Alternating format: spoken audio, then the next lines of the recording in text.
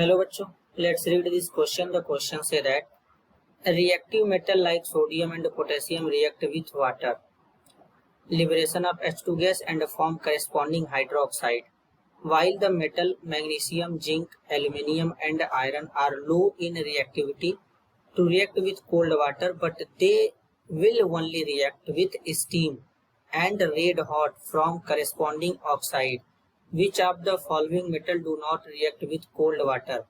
Option A sodium, option B iron, option C magnesium, option D calcium. बच्चों question में हमसे पूछा गया कि इनमें से जो मेटल कोल्ड वाटर के साथ रिएक्ट नहीं करता है उसके बारे में बताना है। तो सबसे पहले हम समझेंगे बच्चों की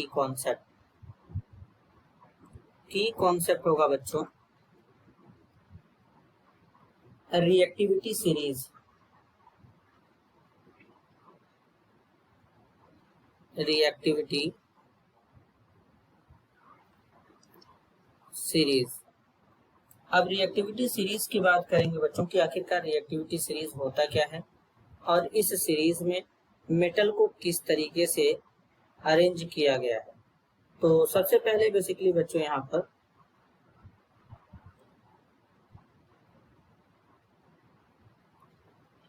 सबसे पहले रिएक्टिविटी सीरीज को समझेंगे। The reactivity series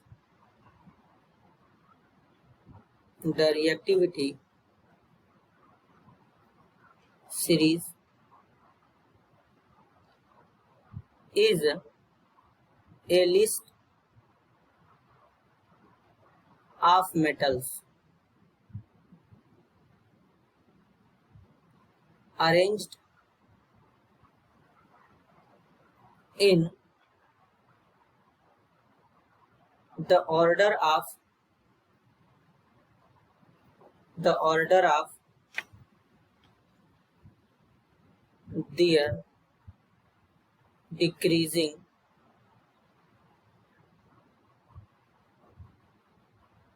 activities.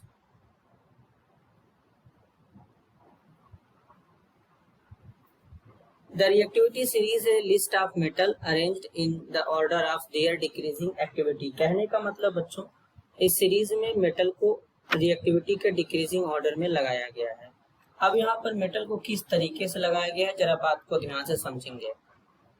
जैसे कि यहाँ पर है potassium, sodium, calcium, magnesium, aluminium है बच्चों, जिंक है, फिर यहाँ पे आयरन है, लेड है और यहाँ पर हाइड्रोजन है। हाइड्रोजन के रिस्पेक्ट में इस सीरीज को डेवलप किया गया है। इसके बाद है बच्चों कॉपर, मरकरी, सिल्वर और यहाँ पे गोल्ड है। ये जो मेटल है इधर के मेटल है ये जो है लीस्ट रिएक्टिव है। लीस्ट रिएक्टिव का मतलब इनका रिएक्टिविटी बड़ा ही कम है बच्चों। इधर के जो मेटल है ये मोस्ट रिएक्टिव है।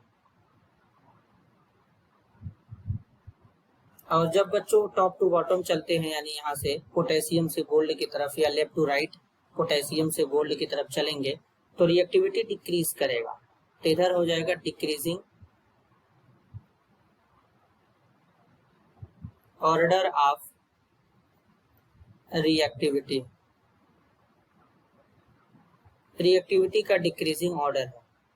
अब बेसिकली बच्चों बात करेंगे जैसे कि हमारा यहाँ पर जो सोडियम मेटल है ये कोल्ड वाटर के साथ रिएक्ट करता है।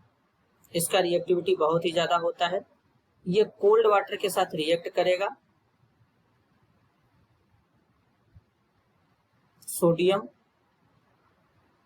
कोल्ड वाटर के साथ रिएक्ट करेगा और सोडियम हाइड्रोक्साइड का फॉर्मेशन कर लेगा और साथ में हाइड्रोजन गैस भी यहाँ पे बाहर रिलीज होता है और एनर्जी भी रिलीज होता है बच्चों। अब इसके अलावा जैसे कि हमारा बच्चों कैल्शियम जो होता है ये वाटर के साथ रिएक्शन थोड़ा धीरे धीरे करता है लेकिन कोल्ड वाटर के साथ ऑलमोस्ट रिएक्शन कर लेता है। ये कोल्ड वाटर और कैल्शियम भी धीरे धीरे रिएक्शन करता है बच्चों। ऑलमोस्ट कोल्ड वाटर के साथ ये रिएक्शन कर ही लेता है। तो इस तरीके से कोल्ड वाटर के साथ रिएक्शन कर लेगा कैल्शियम भी और यहाँ पे कैल्शियम हाइड्रोक्साइड बना लेगा और हाइड्रोजन गैस बाहर निकल जाएगा। तो यहाँ पर भी कोल्ड वाटर ही लेते हैं। सोडियम का कंपेयर में उतना ज्यादा रिएक्ट नहीं करता, लेकिन फिर भी कर लेता है बच्चों। अब इसी तरीके से बात करेंगे जैसे कि हमारा आयरन। अब जो आयरन है बच्चों, आयरन हमारा कोल्ड वाटर के साथ रिएक्शन नहीं करता, नहीं हॉट वाटर के साथ रिएक्शन करेगा। आयरन जो होता है ये हमारा स्टीम के साथ केवल रिएक्शन करता है। आयरन केवल और केवल बच्चों स्टीम के साथ रिएक्शन कर पाता है। तो जब स्टीम के साथ रिएक्शन करेगा तो यहाँ पर ऑक्साइड बना लेता है और साथ में यहाँ पर हाइड्रोजन गैस बाहर निकल जाता है, इस तरीके से। अब यहाँ पर है बच्चों मैग्नीशियम। मैग्नीशियम जो है ये हमारा कोल्ड वाटर के साथ रिएक्शन नहीं करता मैग्नीशियम में, लेकिन मैग्नीशियम हॉट वाटर के साथ रिएक्शन करता है बच्चों। मैग्नीशियम जो है ये किसके साथ रिएक्शन करता है? It react with only hot water. Hot water के साथ रिएक्शन करता है। तो यहाँ पर पूछा गया है which of the following metal do not react with cold water. तो यहाँ पर कोल्ड वाटर के साथ कौन कौन रिएक्शन नहीं कर रहा है बच्चों? आयरन भी कोल्ड वाटर के साथ रिएक्शन नहीं करता, मैग्नीशियम भी नहीं करता। तो करेक्ट आंसर क्या हो गया? ऑप्शन बी और option C. This is your answer. I hope you understood it well. All the best.